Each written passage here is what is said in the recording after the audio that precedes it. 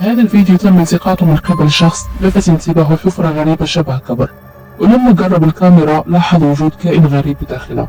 شكله كان مرة مرعب، وجهه مشوه بشكل غريب، يديه سوداء كأنها محترقة وشكلها غريب.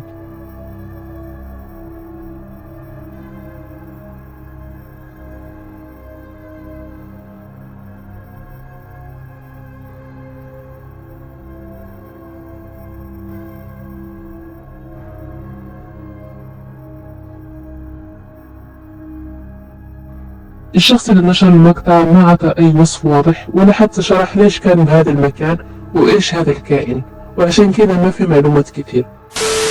سائق سيارة أجرة كان واقف عند إشارات المرور، الوضع كان طبيعي والشوارع هادية، لكن فجأة لاحظ شيء غريب من النافذة الخلفية لسيارة أجرة كانت واقفة قدامه، فبسرعة طلع جواله وهذا ما تم التقاطه.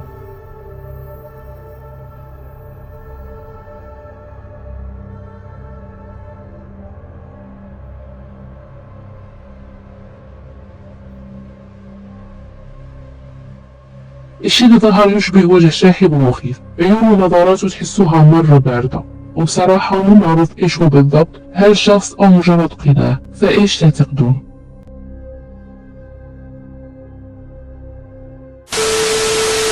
هذا الفيديو لبنت كانت راجعة للبيت الساعة 3 بعد منتصف الليل. البنت كانت ماشية بطريق مظلم، ومثل ما هو واضح في الفيديو المكان كان هادي ومخيف بنفس الوقت، لكن اللي صار بعدها كان شيء مرة غريب.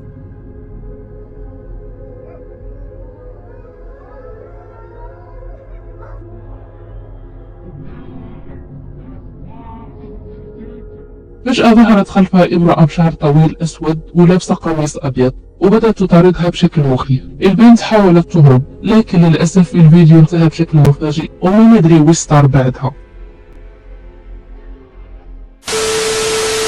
الفيديو اللي راح نتكلم عنه الحين يظهر رجل غريب في إحدى الدول الإفريقية، يقال إنه تعرض للسحر واللي تسبب في تحوله للبقرة.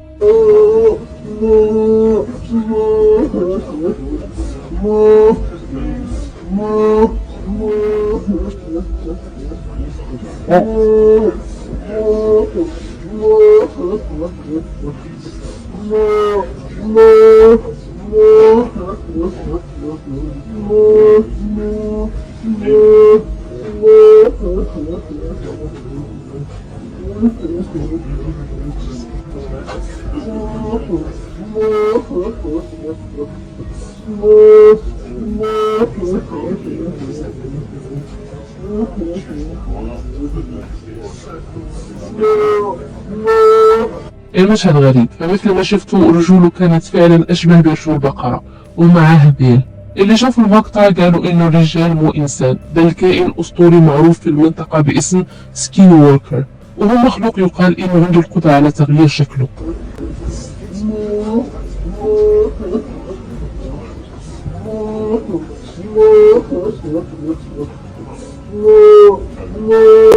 انتم ايش رايكم؟ هل اللي شفناه في الفيديو حقيقي؟ وهل فعلا في سحر ممكن يحول الانسان لحيوان؟ اكتبوا لي تعليقاتكم تحت هذا المقطع.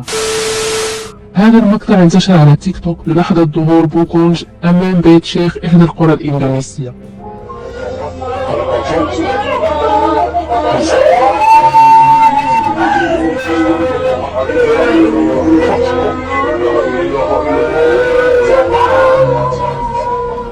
اللي فهمته من المقطع انه كان في تجمع ببيت الشيخ، واعتقد مثل ما هو واضح ان المناسبة لها علاقة بشي ديني. واثناء ما كانوا كلهم جالسين فجأة ظهر بوكونج اللي هو من اكثر الكائنات المخيفة في الثقافة الاندونيسية. الناس انصدموا وبدأوا يصارخون، وللأسف المقطع كان قصير وما ندري هل فعلا كان جن او مجرد مصحف. يوتيوبر روسي صديقه قرروا يستكشفون مبنى مهجور معروف في منطقتهم. المبنى هذا له سمعة سيئة، خصوصا بعد حادثة غريبة صارت فيه. الشباب كانوا متحمسين انهم يصوروه ويوثقون المكان، وفعلا اخذوا الكاميرا ودخلوا المبنى. في البداية كان كل شيء طبيعي، كانوا بيتجولون ويتكلمون عن الحادثة اللي صارت، لكن لاحظوا شيء مخيف في احدى الغرف. شوفوا المقطع.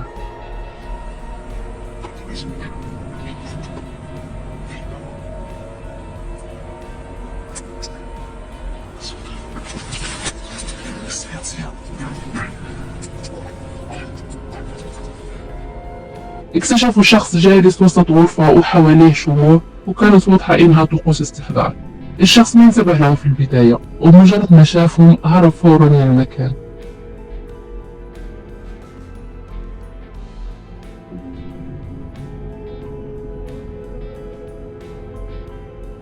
أبي تعليقاتكم خصوصا حول هذا المقطع، أبي أسمع آراءكم. المقطع التالي تم تحميله على التيك توك لرجال لاحظ أشياء غريبة بدأت تصير بالمطبخ.